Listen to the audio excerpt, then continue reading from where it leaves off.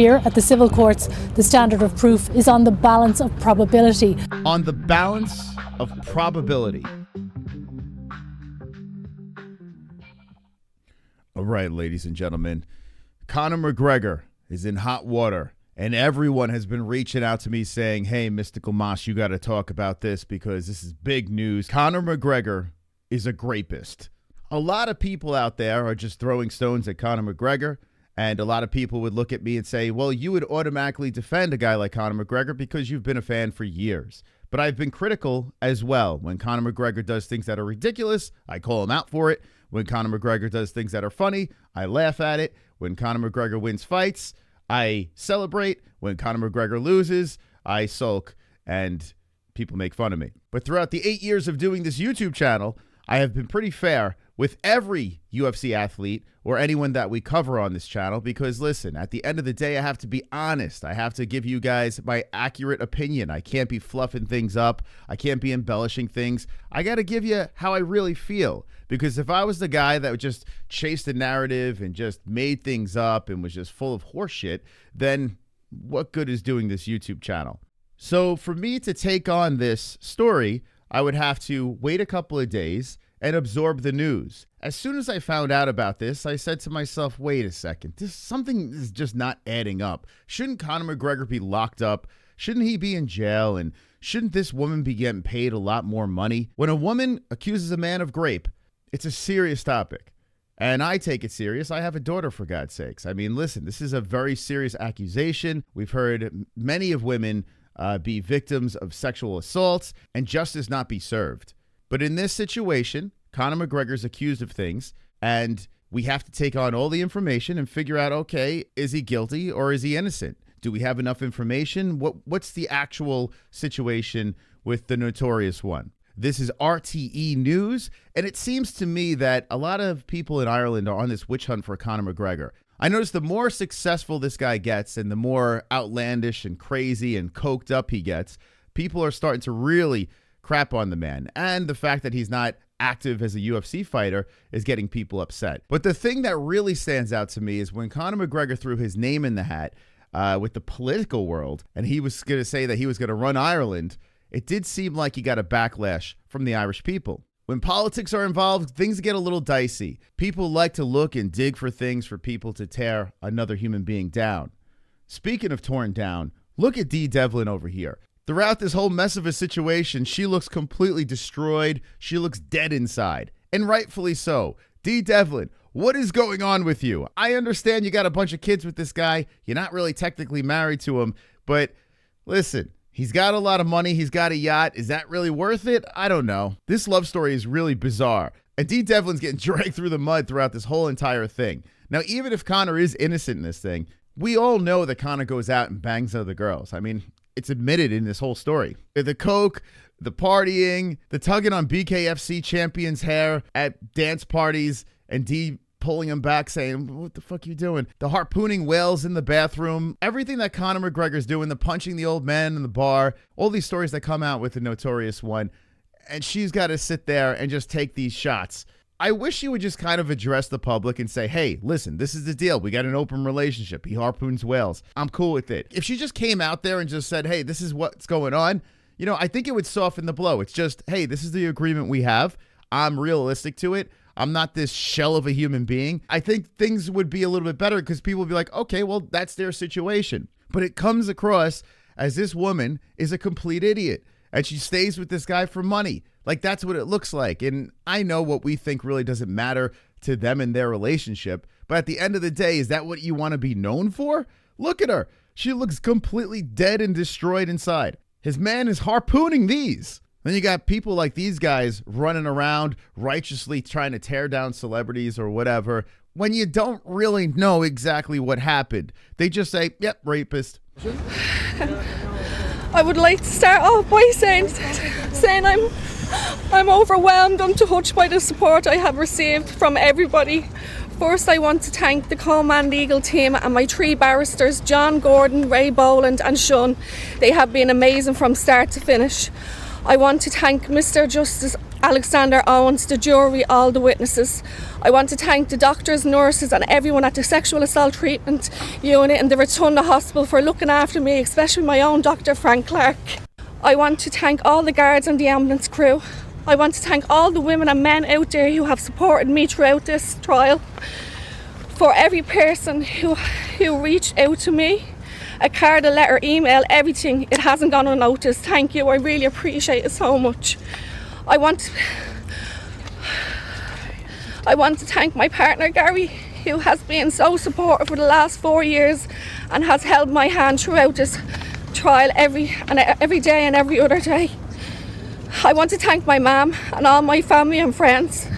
Lastly, I want to thank my daughter Freya, who I'm most grateful for. She has given me so much strength and courage over the last 6 years throughout this nightmare to keep on pushing forward for justice.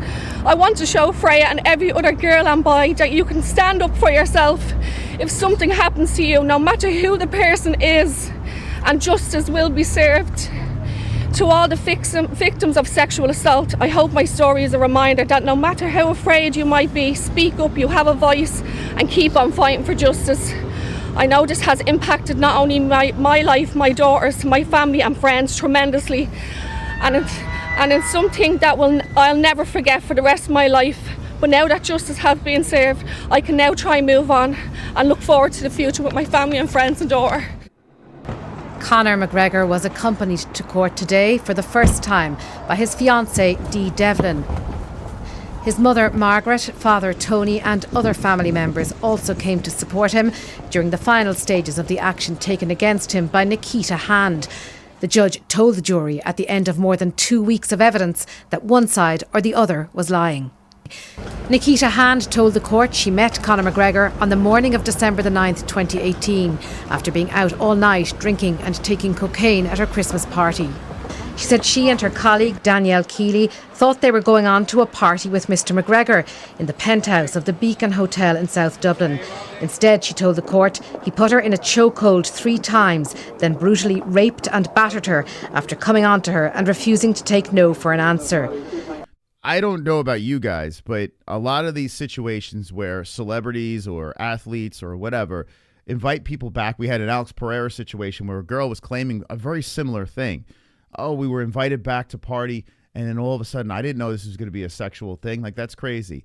I don't understand what goes through women's heads. Now, I'm not saying, hey, you go back to a person's place and they have free reign and can just rape you. You know, if you're invited somewhere, you can hang out, this and that. If it's consensual, it's consensual. If you're not down with something like that, you don't have to have sex with the person. I totally understand that. But I don't get why a stranger that barely knows Conor McGregor gets invited to someone's penthouse or suite or whatever and thinks, hey, we're just going to do a little cocaine and we're just going to dance and we're just going to hang out and chat and we're going to maybe watch some movies. Like, what is going through your mind? Like, when you're invited back, what do you think the guy wants from you? Like, the guy is not trying to be your buddy. The guy is trying to have sex with you. I mean, that's just how it is. So if you're invited back somewhere, I'm not saying you're supposed to have sex with this person, but basically it's like, well, you know, things could happen. Not saying rape, but things could, you know, move into a direction where you run into the bedroom and you have a little fun. Maybe because she thought in 2018 she looked like this. Well, she had no shot with Conor McGregor. It seems like this is Conor McGregor's type. I don't know what's going on here. You got Dee Devlin, and then you got these girls, and man, my man likes to harpoon. You know, that's his thing. Ms Hand was left with bruising described by a paramedic as the worst she'd seen in a long time. She had to have a tampon removed in hospital by forceps as it was pushed so far into her. She suffers from post-traumatic stress disorder and had to give up work as a hairdresser. But Conor McGregor... Now, those are serious allegations, right? You know, you show up, people are checking you out, you got bruises all over yourself, you got a tampon pushed all the way up that twat. That's pretty disturbing. You got to take those accusations seriously. It's just weird. They're very, very strange accusations. Why would a guy like Conor McGregor or any guy that has a lot of money, why in the world would he risk everything, and no offense to her, but for someone, you know, that looks like this? Like, why? It doesn't make any sense. and they're up in the hotel room doing a bunch of coke. You know, could it be that like after this situation, she came down and felt a little regret and then did some crazy shit and went to the hospital and says, hey, maybe I can get paid? Maybe this was a calculated move from the very beginning? Who the hell knows? I wasn't there. Some may say a tampon shoved up a vagina is sufficient evidence for something like this. I mean, is there a way to test if his DNA is there on the tampon or something? Like, I mean, I guess if you're shoving the tampon up, isn't there some dick DNA that you could scrape off the tampon? I don't know how this works. It's just a crazy story, man. Bruising described by a paramedic as the worst she'd seen in a long time. She had to have a tampon removed in hospital by forceps as it was pushed so far into her. She suffers from post-traumatic stress disorder and had to give up work as a hairdresser. The huff by Conor. Oh, yeah. Here we go again. But Conor McGregor told the court that Ms. Hand was full of lies. He said they had consensual sex twice and there was no distress from her. He said he did not choke her, there was no tampon, and the bruising on her body did not come from him. James Lawrence said he had consensual sex with Ms. Hand twice after Mr. McGregor and Ms. Keeley left. Look at this guy. How did this guy, I don't know who this guy is, but how did this guy get in the mix? I mean, listen, I'm not laughing at the accusations because they're very, very serious. But this story is so wild, man. This is crazy. Hand said she had no memory of this. Her lawyers said the two men were in cahoots to try to confuse the narrative. Both men pointed to lies Ms. Hand told and to her demeanour in CCTV footage at the hotel before and especially after the alleged incident. In his summing up, Mr. Justice Alexander Owens told the jury they should base their decision on a sound... Where do they pull this guy from? What does this guy have on his head and wrapped around his neck? What the hell? Ireland, what are you guys doing over there? What the hell? This guy just jump out of a time machine or something? What the fuck? Evidential basis and not lazy assumptions or victim blaming. If they found in favour of Ms. Hand, he told them they should award substantial damages, as he said rape was a very serious matter. Another feature of this case was the fact that no criminal prosecution took place when the DPP decided there was no reasonable prospect of a conviction. In a criminal action, the standard of proof is higher. A jury must be satisfied beyond a reasonable doubt before it can convict. Here, at the civil courts, the standard of proof is on the balance of probability. So a jury has to decide if something was more likely to have happened than not. That is the big smoking gun right here. There is no hard proof. Here at the civil courts, the standard of proof is on the balance of probability. On the balance of probability. So to put a hard yes, he's guilty or a hard no, he's not guilty, you can't do that in this situation. We still need more evidence. You still need like a fair trial. Now, this person on X named Keith Woods, he says, my personal opinion is there is very little that makes sense about this case, which is the first thing that came out to me, too. Like, when I started hearing the story and everyone saying rapist, rapist, rapist, I was like, okay, well, let me just try to hear everything. What is going on here? Like, what's the actual story? I was shocked at the guilty verdict. Before you make up your mind, consider these 10 key details about this case. So I'm going to highlight these details that he puts out there, and I'm going to ask for you guys to debate in the comments what you think the situation is. And remember, we don't have all the answers. We're just working with the facts that they throw in our direction. Whether they're true or not, we have no idea. Number 1 says, the accuser first propositioned McGregor, sending him suggestive pictures over social media and volunteering to go to his hotel. Despite this, she claims she had no desire to sleep with him. This is the same story we've been hearing over and over again, and I bring you back to the Alex Pereira situation where the girl basically said the same thing, right? Hey, I wanted to go back to his hotel room where there are beds and whatever, and we're just going to hang out and party. No sex, none of that stuff. You know, it's just male, female, just getting to know each other. Number 2 says she left her boyfriend to go see McGregor as part of a multi-day bender, but lied to him about where she was. Now, if this is true, and she did have a boyfriend, and she's going out partying with Conor McGregor and getting all coked up in the hotel room, what kind of woman is this?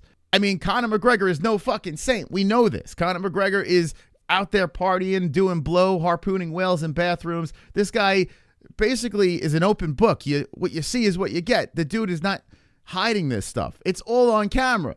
And what in the cuckery is going on with the boyfriend? Like, how do you just let your girl do this? I guess maybe she lied to him, or he's like, well, it's Conor McGregor. It's the notorious one. Go do coke with him. Like, how does that work? Number 3 says CCTV showed her kissing and touching both McGregor and his friend. This is shown after McGregor was alleged to have raped her. In fact, she stayed for hours partying and drinking after the alleged assault. What? The same thing as the Alex Pereira situation with that girl that accused him of fisting her asshole and whatever hell he was doing. If you just had your tampon shoved up your beaver and you have all these bruises all over your body, you mean to tell me you're going to have an after party with this guy and the other dude and be making out with them in public? Like, what? Number 4 says she alleged he put her in a chokehold and told her, now you know how I felt in the octagon where I tapped out 3 times. What the fuck? Now, listen, I've never been coked up. I've been high. I've been drunk. Never been coked up. Now you know how I felt in the octagon where I tapped out 3 times. These words would never leave his mouth. Or any human being. Who would say this? Like, this is crazy. Anyone that has been following Conor McGregor and his coked up crazy messages on X, this is not something that would come out of his mouth. Here's number 5. A couple in the bedroom next door testified against her account of events. They never saw or heard any signs of assault. One of these people that testified, this was her own friend and work colleague. What? If this is your friend and they're in the next door room, listen, they don't see what's going on and they probably don't hear everything. I mean, listen, you got to be pretty damn loud to hear next door, right? Him screaming and yelling how he tapped 3 times. I mean, anyway, but if this is your friend, you would think, hey, no matter what, I'm going to go to bat for this girl because these are serious allegations and I truly believe her. Number 6, one of those people testified that he slept with the woman. She denied this, but it was seemingly corroborated by CCTV footage showing her all over him after the alleged assault. She also sued this man for sexual assault, despite claiming to have no recollection of meeting him, but he was found not guilty by the jury. See what I'm saying here? Like, things are not adding up. This woman is all over the place. Number 7, she claimed to have no memory of the events of the CCTV footage showing her all over the 2 men, but had a good memory of everything else. If you're going through a traumatic event, sometimes you black out and, whatever. But how do you remember all the nasty stuff, but not all the fun stuff? That's a little odd, no? Number 8, she claimed to be out of it at the time of the assault, explaining her lapsed memory, but she was texting lengthy text messages of lies to her boyfriend at the time. You bitch. You fucking whore. I mean, and then the boyfriend's in court standing by her side. Like, what? Number 9, for some reason, her boyfriend recorded the conversation with her when she returned home. What does that suggest? Okay, let me get this straight. She comes home and the boyfriend records the conversation. You were lied to in texts. Maybe he started sniffing things out and being like, okay, this is not adding up. Or maybe she said, listen, hey, 250 G's, baby! Number 10, the case was thrown out as a criminal case by the Director of Public Prosecutions due to insufficient evidence. Twice! This was a civil case where it does not need to be proved beyond a reasonable doubt, but just found to be more likely than not. The jury was made up of 8 women and 4 men. And lastly, this is not a rape conviction, but an award of damages over an assault. So to all the people out there that are saying Conor McGregor is a rapist. Kieran Malooly supported Conor McGregor through this court case. I think it's important to remember going forward that Conor McGregor is a rapist, that Independent Ireland stand with rapists. This is a problem with politics. When you don't want a guy involved, you got to throw stones at them and accuse them of something that they haven't actually been convicted of. He called him flat out a rapist, but it was not a rape conviction. They were awarded damages over an assault. Finally, here is why the DDP told the woman when she tried to bring this as a criminal case for why her story could not be proven in a criminal trial. One significant factor in this case was the existence of a second suspect who claims to have had sexual intercourse with you after you say you were raped by the first suspect. As you know, you have no recollection of intercourse with the second suspect and have stated that if sex had taken place, it would not have been consensual. You also described in your statement the amount of alcohol and drugs you had consumed.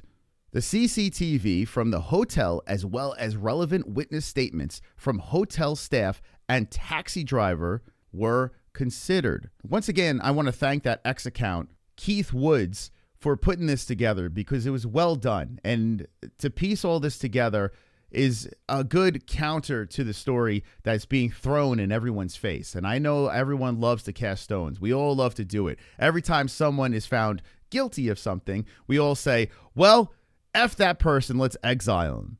And when you have people that have a lot of money and when you have a lot of jealous people out there as well, we're quick to throw stones.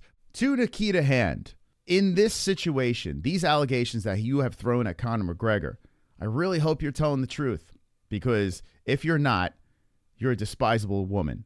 And to Conor McGregor, if you are not telling the truth in this situation, you're a piece of shit human being. So let me know in the comments down below what you guys think. Do we have piece of shit Conor or do we have lying whore?